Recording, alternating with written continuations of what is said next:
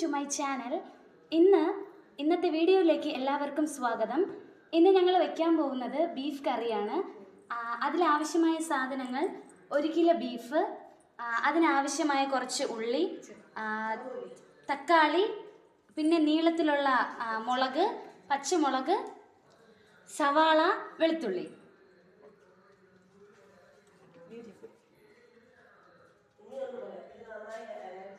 അപ്പോൾ ആദ്യം നമ്മൾ വറചട്ടിയിലേക്ക് ബീഫ് ഇട്ട് കഴിഞ്ഞു.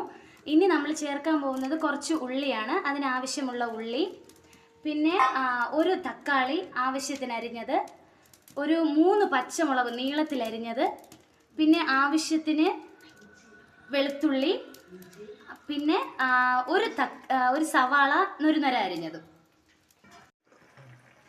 ഇനി നമ്മൾ അതിന് പാകത്തിന് മഞ്ഞൾപ്പൊടിയും ഉപ്പും ചേർക്കുകയാണ്. എന്നിട്ട് നമുക്ക് നന്നായിട്ട് അടച്ചു വെച്ച് അതിനൊന്ന് വേവിച്ചെടുക്കാം നമ്മുടെ പാകത്തിന്.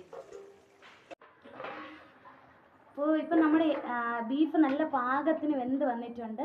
ഇനി നമ്മൾ ഇതിനെ ഒന്ന് മാറ്റി വയ്ക്കാം. കാരണം നമുക്ക് മറ്റുള്ള ഇതിലിടേണ്ട ചേരുവകൾ ഒന്ന് വറുത്തെടുക്കേണ്ട ആവശ്യമുണ്ട്. അപ്പോൾ ഇതൊന്ന് മാറ്റി വയ്ക്കാം. ഇനി നമ്മളൊരു ചീനിച്ചട്ടി അടുപ്പിൽ വെച്ചു. ഇനി അതിലേക്ക് നമ്മൾ ആവശ്യത്തിന് കുറച്ച് എണ്ണ ഒഴിക്കുകയാണ്.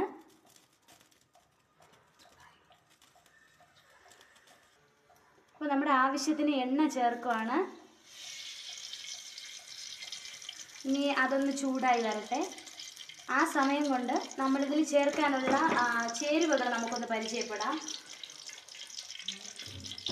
ആദ്യം കുറച്ച് കരിവേപ്പില, പിന്നെ കുറച്ച് കടുക്,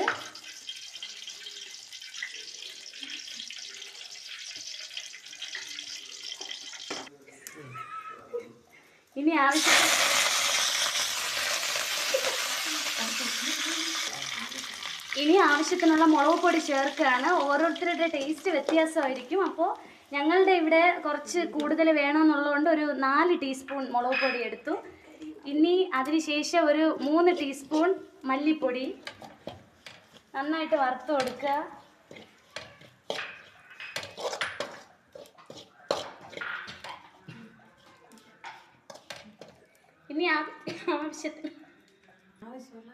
ഇനി ആവശ്യമുള്ള ഗരം മസാലയാണ്. നമ്മളൊരു 2 ടേബിൾ സ്പൂൺ ഗരം മസാല ഇട്ടിട്ടുണ്ട്.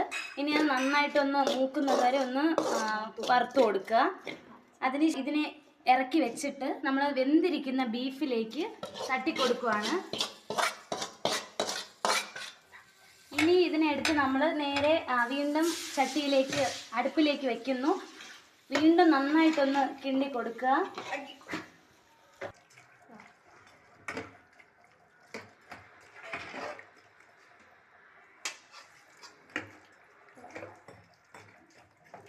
ഇനി ഈ ചേരുവകൾ ബീഫിലേക്ക് നന്നായിട്ട് പിടിക്കുന്നതിന് വേണ്ടി കുറച്ച് നമ്മൾ അടച്ച് വെച്ച് ഒരു 5 മിനിറ്റത്തെ ഒന്ന് വേവിച്ചെടുക്കുക.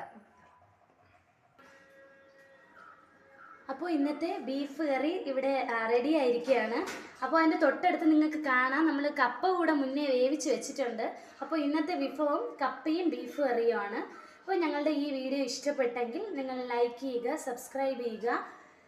അടുത്ത ഒരു പുതിയ വീഡിയോയുമായിട്ട് ഞങ്ങൾ വരും. അന്ന് ഒരു സ്പെഷ്യൽ റെസിപ്പി ആയിരിക്കും നിങ്ങൾക്ക് മുന്നിൽ ഞങ്ങൾ കാണിക്കുക. അപ്പോൾ അത് കാണുന്നത് വരെ എല്ലാവർക്കും നന്ദി, നമസ്കാരം.